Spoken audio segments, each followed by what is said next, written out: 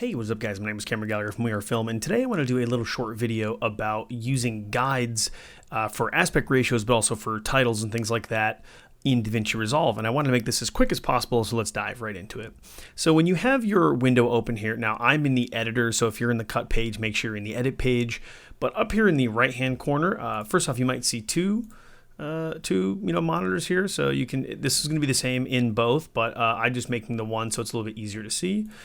But so up here, you're going to see this little button that kind of has these guides. And if you click on this down drop arrow, it's going to give you some great ways to add some guides very quickly. So this could be anything for 1x1, so square for Instagram, or 9x16 for vertical. And I like the fact that you can stack these. So if, for instance, you were making an edit, so my timeline is 16x9, and then I have a 1x1 and a 9x16. Now what's also really great about this is if I click on this, I can also add things like action guides and titles. Now right now I have two selected, so it's not going to work. But let's say I went through 185. I wanted to see where my action should be in my titles.